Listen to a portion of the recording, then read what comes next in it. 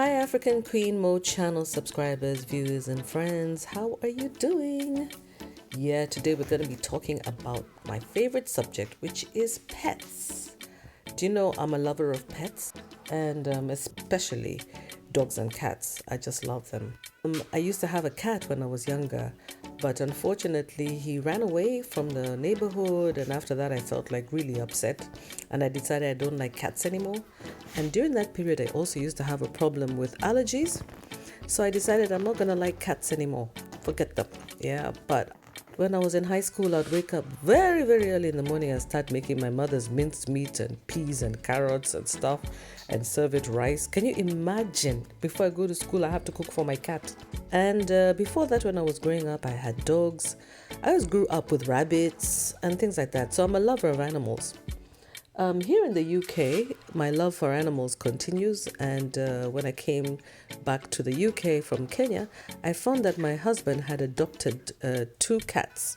Actually, there were two kittens. Unfortunately, my husband lost one cat, and we could not find it because it wasn't microchipped. So I decided if I have any animals here, definitely it will have to be microchipped. So basically, the story of me and the cats is that I came and found a female cat here, which was very close to me. This cat would always be following me everywhere. Well, came time when she was over a year old, and now she was big enough, and it was time to decide whether we're going to have to, neuter her, or whether she's going to have children. And I am one of those people who believe in cat rights, just like human rights. My husband and I came to the decision that it would be a good idea to allow our cat, female cat, to have a litter of kittens, at least one, so that the children learn how to look after kittens, get a sense of responsibility, and kind of understand how animals are born, how things come into the world.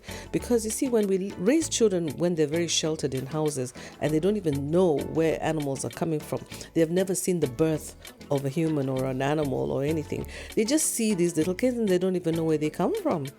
So I think it's just important because, we're not raising them on the farm or in big compounds. So it's important for them to have, that experience of their little cat has given birth and now they have kittens. They have to look after them. They have to clean their litter box, feed them, developing a sense of responsibility so that when they themselves grow up and they have their children, they know how to also look after their own. So our cat, anyway, cut a long story short, our cat had one litter of kittens, four beautiful, beautiful kittens. And she was with me here, in labor. She woke me up and she was like all over me. She wouldn't let me sleep. I had to stay up all night with her, and then she gave birth. I prepared a place for her, and she didn't go there. She went to a different place in the middle of some plastic bags and gave birth there. I prepared a nice crib area for her to, raise her babies. And the children were so excited. I woke the children up early in the morning to come and watch the cat giving birth. It was like 5 a.m. So they came and they found it giving birth to, I think, the last two. So our cat had 4 little kittens initially. That was in March. Around June, 3 months later, while she was still breastfeeding these babies, this cat of ours went out and got pregnant again. Guys, you cannot believe this. Yeah, Pussycat was actually born in March this year. Can you believe? As big as she is, she was born in March. This little one here. You should see her mother. She's so tiny. Yeah, but anyway, yeah. So finally, say goodnight, Pussycat. Yeah, she's getting ready to have a little bit of a nap. She's a beautiful, beautiful, beautiful cat. This one is only 6 months old and she's a big one. She eats very well. We give her cat food. There's a specific brand that she likes, which is called VitaCat, which we get from Aldi. And there's another, and then we also give raw beef once a day. Just some with the mother as well. It's important for them to have raw meat. But since we've decided to domesticate them, they can't go out there to find rats for themselves. So we have to give them something that simulates food that they eat outside. She also likes chicken drumsticks. And right now she has just been treated with Frontline, which is a medication, to stop fleas from hatching and eggs and lice and things like that into her fur. I treated her yesterday, so the next thing I'm going to do is I'm going to brush just to make sure that there are no more fleas left in her coat. wherever, the good thing with Frontline is that wherever she goes, wherever she sleeps, the medication is, gets onto all the surfaces and everywhere. So the other thing we had to do is, because we had a bit of a flea infestation in this house, because we also have a lot of cats around and dogs around in the neighborhood where we are. So, it depends on the season. So what we do is that we take the blankets and bed sheets and wash them in 60 degrees heat, in other words, in hot water, to kill the eggs. And then, so that's what I did.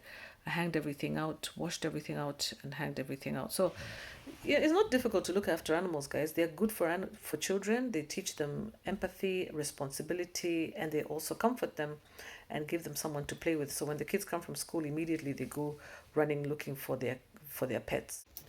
Hi guys, I brought Bizwa and Pussycat to the vets, and they're going to be neutered and also spayed and castrated. Oh my god, it sounds horrible, and on top of that, they're going to get a microchip. It's very important so that you don't lose your cat, guys. Fortunately, there is Cats Protection has a program that helps people who are on low income. If you need help at all, they do it for you for £10 each for each cat. So please don't allow your cats to go run wild. Bezwa has already had 2 litters. And that's enough for her, definitely. And I don't want her to have any more kids. And I want to have Pussycat staying in the house. Biz, can you just sit down and behave yourself? Oh, they've been so good, guys, these guys. Pussycat. Pussycat. Guys, these cats are so nervous. Oh, my God. So basically, the vet or the vet's assistant just explained to me, this is their little room. This is a consulting room.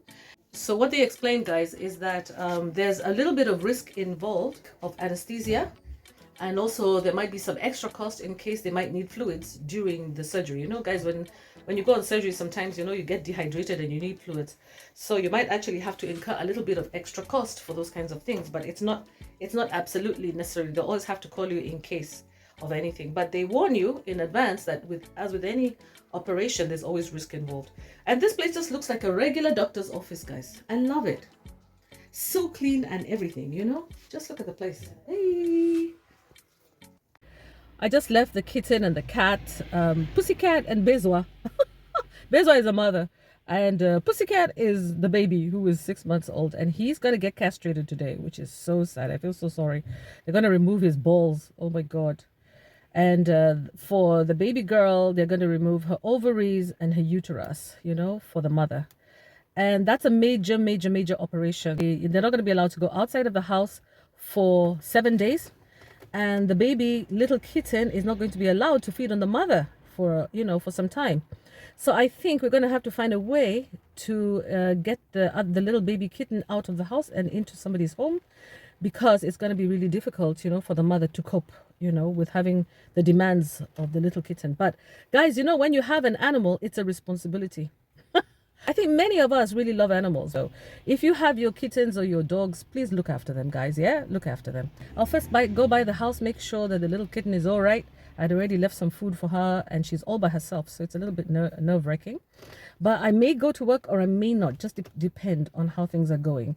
I may have to actually reschedule this, because yeah, actually I think I'm going to reschedule today, because I want to make sure that I'm around in case there's any complications during the surgery. Guys, today I'm gonna tell you how sad and hard it is for me to keep this thing on my neck. You did not know how sad it is. You never had it, that's the problem.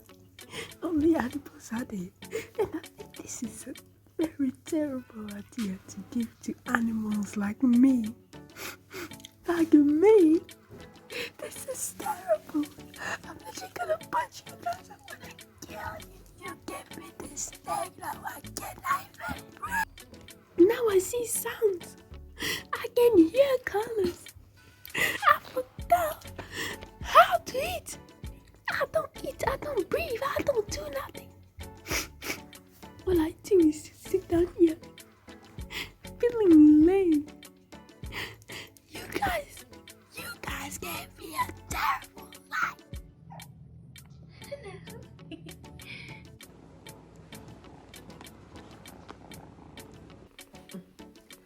Hey guys, this is Pussycat.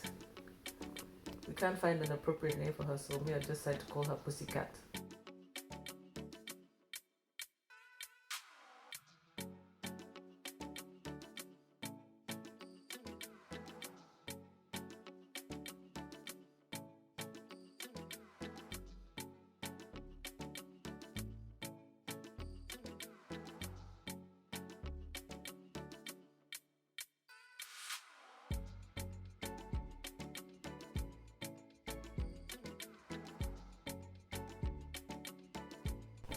yeah, so this is just a short video to show you about our pets and how we look after them, how they were recovering, how, you know, our cat, the female cat, had to wear a collar and a funnel over her head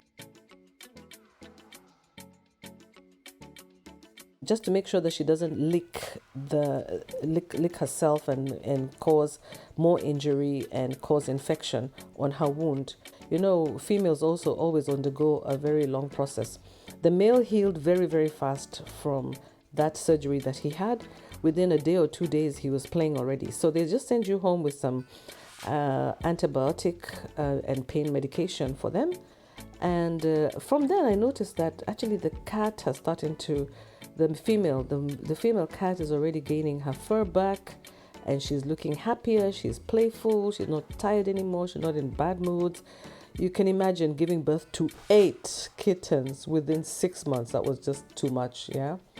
So, but we're happy now. We have 2 cats left, and yeah, he's always playful, very playful.